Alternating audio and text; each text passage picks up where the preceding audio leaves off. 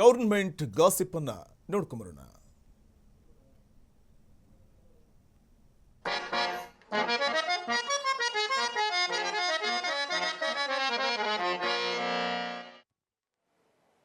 ನಮ್ಮ ಬೆಂಗಳೂರಿಗೆ 2 AC ಪೋಸ್ಟ್ಗಳಿದೆ, 2 assistant commissioner post, ಉಪವಿಭಾಗಾಧಿಕಾರಿ ಹುದ್ದೆ. ಆ 2 ಪೋಸ್ಟನ್ನು ಏನಂತ ಕರೀತಾರೆ ಅಂತ ಹೇಳಿದ್ರೆ ಏನೋ ಕ್ಯಾಬಿನೆಟ್ ರ್ಯಾಂಕ್ ಪೋಸ್ಟ್ಗಳು ಅಂತ ಕರೀತಾರೆ. ಅಂದರೆ ಅಷ್ಟು ಮಹತ್ವವಾದ ಹುದ್ದೆಗಳವೆರಡೂ. ಇಡೀ ಬೆಂಗಳೂರು ಮತ್ತು ಈ ಸುತ್ತದ ಲ್ಯಾಂಡ್ ಅವರ ಏನೋ ಸುಪರ್ದಿಲಿರ್ತದೆ, ಅದಕ್ಕೆ ದಂಡಾಧಿಕಾರಿಯವರು.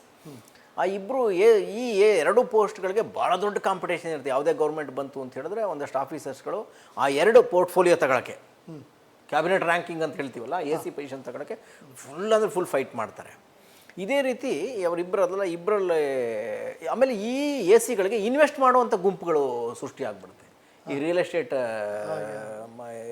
ಆ ಜನ ಇವ್ರುಗಳನ್ನ ತಂದು ಅಲ್ಲಿ ಕೂರಿಸಿ ತಮ್ಮ ವ್ಯವಹಾರಗಳನ್ನ ಮಾಡ್ಕೊಳ್ಳೋಕ್ಕೆ ಅಂತ ಅದು ಪದ್ಧತಿ ನಡ್ಕೊಂಬಂದಿದೆ ಹಿಂದಿನಿಂದ. ಅದು ಒಂದೊಂದು ಹುದ್ದೆಗಳು 8-9ವರೆಗೂ ತೂಗ್ತಾ ಇದೆಯಂತೆ. ತೂಗೋದು ಅಂತಾರೆ. ಹಿಂದೆ 1-2 ಇದ್ದಿದ್ದು 8-9ವರೆಗೂ ತೂಗ್ತಾ ಇದೆಯಂತೆ. ಹೀಗೆ ಯಾರೊಬ್ಬ ತೂಗಿ ಒಬ್ಬ ACನ ಕರ್ಕೊಂಬಂದು ಕೂರಿಸಿದ್ನಂತ. ಒಬ್ಬ ರಿಯಲ್ ಎಸ್ಟೇಟ್ ಜನ ಒಬ್ಬ ACನ ಕರ್ಕೊಂಬಂದು ತಾನು ಏನೋ 8-9 ಲೆಕ್ಕದಲ್ಲಿ ತೂಗಿಸಿ ಅವನನ್ನು ಕೂರಿಸಿದ್ನಂತೆ. ಅವನಿಗೂ ಏನೋ ರಿಯಲ್ ಎಸ್ಟೇಟ್ ಪರ್ಸನ್ಗೂ ACಗೂ ಜಗಳ ಆಗಿದೆ, ಯಾವುದರಲ್ಲಿ ಹಂಚ್ಕೊಳ್ಳೋ ವಿಚಾರದಲ್ಲಿ. ಆಮದಾನಿನ 50-50% ಅಂತ ಮಾತಾಡ್ಕೊಂಡಿದ್ರಂತೆ. ಅಂದರೆ ಸರ್ಕಾರಿ ವ್ಯವಸ್ಥೆ ಎಲ್ಲಿಗೆ ಬಂದಿದೆ ಅಂತ. ಹುದ್ದೆಗಳು ಜನಸೇವೆಗೆ ಅಂತ ಇರುವ ಹುದ್ದೆಗಳು ಅದು ಮಾರಾಟ ಆಗಿ ಆ ಮಾರಾಟದಲ್ಲಿ ಬಂದ ಆಮದಾನಿನ ಒಬ್ಬ ಏಜೆಂಟು ಒಬ್ಬ ನೌಕರ ಇಬ್ಬರು ಹಂಚ್ಕೊಳ್ಳೋದಂತೆ, ಜೊತೆಗೆ ಉಳಿದವ್ರನ್ನೆಲ್ಲ ಸಂತೃಪ್ತಿಪಡಿಸಿ ಮಾಡುವಂಥದ್ದಂತೆ. ಫುಲ್ ಜಗಳ. ಯಾವುದೋ ಒಂದು ಕೇಸ್ ಅಂತೆ, ಆ ಕೇಸಲ್ಲಿ ಇಷ್ಟು ಬಂತು ಅಂತ ಈತ, ಇಷ್ಟು ಬಂತು ಅಂತ ದೊಡ್ಡ ಜಗಳನೇ ಆಗೋದು. ಮನೆಯೆಲ್ಲ ಕೂತು ದೊಡ್ಡ ಇಬ್ಬರ ಮಧ್ಯೆ ಜಗಳ ಅಂತೆ. ಇಬ್ಬರ ಮಧ್ಯೆ ಜಗಳ ಆಗಿ ಇನ್ವೆಸ್ಟ್ ಮಾಡಿದ್ದೋನು ಇವತ್ತು ಸಂಜೆ ಒಳಗಡೆ ನೀನು ನಂದೆಲ್ಲ ಸೆಟ್ಲ್ ಮಾಡಬೇಕು, ಇಲ್ಲ ಅಂದರೆ ನೀನು ಏನು ಮಾಡಬೇಕು ಅಂತ ಗೊತ್ತಿದೆ ಅಂತ ಎಲ್ಲ ವಿಡಿಯೋಗಳು ಆಡಿಯೋಗಳನ್ನೆಲ್ಲ ತೋರಿಸೋದಂತೆ. ಯಾಕೆ ನೀವೇ ಮಾಡಿದ್ನಲ್ಲ, ಎಲ್ಲ ಕಲೆಕ್ಷನ್ ಮಾಡಿದ್ದೆಲ್ಲ. ಆವಾಗ ಆತ ಕಕ್ಕಾಬಿಕ್ಕಿಯಾಗಿ ಬೇರೆ ಬೇರೆ ರೂಟ್ಗಳು ಹುಡ್ಕೋಕೆ ಶುರು ಮಾಡಿದ್ರಂತೆ. ಭಾಳ ದೊಡ್ಡ ಜಗಳ ನಡೀತಾ ಇದೆ ಅಂತ ಒಂದು ಲೈವ್ ಅಪ್ಡೇಟು ಮೊನ್ನೆ ನನಗೆ ಬಂತು. ಇದು ನಮ್ಮ ಬೆಂಗಳೂರು ಜಿಲ್ಲಾಡಳಿತದ 2 AC ಕಚೇರಿಗಳ ಅಲ್ಲಿಂದ ಬಂದ ಒಂದು ಗೌರ್ಮೆಂಟ್ ಗಾಸಿಪ್ ಇದು. ಓಕೆ,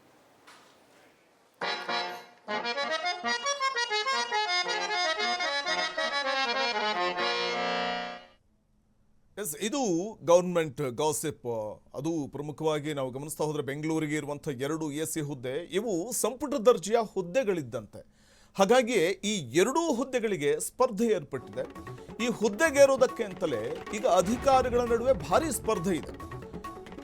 ಇವು ಸಂಪುಟ ದರ್ಜೆಯ ಹುದ್ದೆಗಳಿದ್ದಂತೆ. ಇವು ಸಂಪುಟ ದರ್ಜೆಯ ಹುದ್ದೆಗಳಿದ್ದಂತೆ. ಹಾಗಾಗಿ ಈ 2 ಹುದ್ದೆಗಳಿಗೆ ಸ್ಪರ್ಧೆ ಇದೆ. ಈ ಹುದ್ದೆಗೇರೋದಕ್ಕೆ ಅಧಿಕಾರಿಗಳ ನಡುವೆ ಭಾರಿ ಸ್ಪರ್ಧೆ ಇದೆ. ರಿಯಲ್ ಎಸ್ಟೇಟ್ ಕುಳಗಳ ಭಾರಿ ಸ್ಪರ್ಧೆ ಕೂಡ ಇದೆ. ಈ ಹುದ್ದೆಗಳು 8-9 ಕೋಟಿವರೆಗೂ ತೂಗುತ್ತಾ ಇವೆ. ಯಾರೋ ಒಬ್ಬ 8-9 ಕೋಟಿ ತೂಗಿಸಿ ACನ ಕರೆತಂದಿದ್ರಂತೆ. ಅದರ ಜನಸೇವೆಯ ಹುದ್ದೆಗಳು ಎಲ್ಲಿಗೆ ಬಂದು ನಿಂತಿವೆ? ಯಾವುದೋ ಒಂದು ಪರ್ಸೆಂಟೇಜ್ ವಿಚಾರಕ್ಕೆ ಕಿತ್ತಾಟ ನಡೆದು AC ರಿಯಲ್ ಎಸ್ಟೇಟ್ ವ್ಯಕ್ತಿಯ ನಡುವಣ ಸಂಘರ್ಷವಾಗಿ ಮಾರ್ಪಡುತ್ತೆ. ಈ 50-50% ವಿಚಾರಕ್ಕೆ ನಡೆದಿರುವಂತಹ ಭಾರಿ ಜಗಳ ಇದು.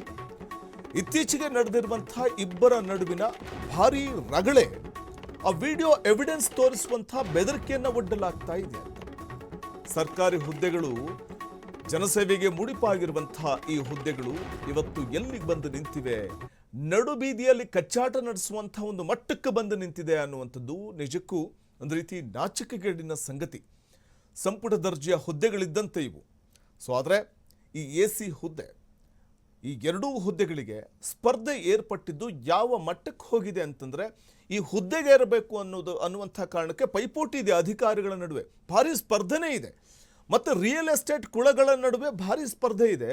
ನೋಡಿ, ಈ ಹುದ್ದೆಗಳು 8-9 ಕೋಟಿವರೆಗೂ ಕೂಡ ತೂಗ್ತವೆ ಅಂತಂದ್ರೆ ದುಡ್ಡಿಗೇನು ಬೆಲೆನೇ ಇಲ್ವೇನ್ರಿ? ಯಾರೋ ಒಬ್ಬ 8-9 ಕೋಟಿ ತೂಗಿಸಿ ACನ ಕರೆತಂದಿದ್ದಂತೆ. ಜನಸೇವೆಯ ಹುದ್ದೆಗಳು ಎಲ್ಲಿಗೆ ಬಂದು ನಿಂತಿವೆ ಅನ್ನುವಂಥದ್ದು ನೋಡಿ. ಯಾವುದೋ ಪರ್ಸೆಂಟೇಜ್ ವಿಚಾರಕ್ಕೆ ಕಿತ್ತಾಟ ಶುರುವಾಗುತ್ತೆ. ಈ AC ರಿಯಲ್ ಎಸ್ಟೇಟ್ ವ್ಯಕ್ತಿಯ ಸಂಘರ್ಷ ತಾರಕಕ್ಕೆ ಇರುತ್ತೆ. ಆಗ ನೋಡಿ ಅಲ್ಲಿ 50-50% ವಿಚಾರಕ್ಕೆ ಭಾರಿ ಜಗಳ ಕೂಡ ಶುರುವಾಗುತ್ತೆ. ಇತ್ತೀಚೆಗೆ ನಡೆದಿರುವಂಥ ಇಬ್ಬರ ಭಾರಿ ರಗಳೆ ಇದು. ವಿಡಿಯೋ ಎವಿಡೆನ್ಸ್ ಅನ್ನು ತೋರಿಸುವಂಥ ಬೆದರಿಕೆಯನ್ನು ಕೂಡ ಒಡ್ಡಲಾಗ್ತಾ ಇದೆ ಅಂತೆ. ಸರ್ಕಾರಿ ಹುದ್ದೆಗಳಿವತ್ತು ಯಾವ ಹಂತ ತಲುಪಿವೆ, ಎಲ್ಲಿಗೆ ಬಂದು ನಿಂತಿವೆ, ಕೋಟಿ ದುಡ್ಡನ್ನು ಬಿಸಾಕ್ತೀನಿ ಬೇಕಾದ್ರೆ ಅಂತ, ಅಂದರೆ ಕೋಟಿ ದುಡ್ಡಿನ ಮೂಲಕ ಅಳೆಯುವಂಥದ್ದು ಎ ಸಿ ಹುದ್ದೆಗಳನ್ನು, ಪವಿತ್ರವಾದಂಥ ಎ ಸಿ ಹುದ್ದೆಗಳಿಗೆ ಈ ರೀತಿ ಕಿತ್ತಾಟ ನಡೆಸುವಂಥದ್ದು. ನೋಡಿ, ಈ ಎರಡೂ ಹುದ್ದೆಗಳಿಗೆ ಸ್ಪರ್ಧೆ ಏರ್ಪಡುತ್ತೆ ಅಂತಂದರೆ ಈ ಹುದ್ದೆಗಿರೋದಕ್ಕೆ ರಿಯಲ್ ಎಸ್ಟೇಟ್ ಕುಳಗಳ ಭಾರಿ ಸ್ಪರ್ಧೆ ಕೂಡ ಇರುವಂಥದ್ದು.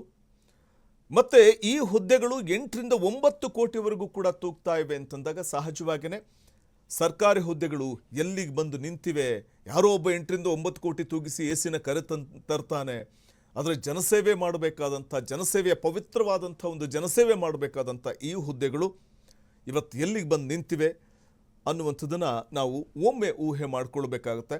ಇದು ಫ್ರೀಡಮ್ ಟಿವಿಗೆ ಬಂದಿರುವಂಥ ಸ್ಫೋಟಕ ಗಾಸಿಪ್.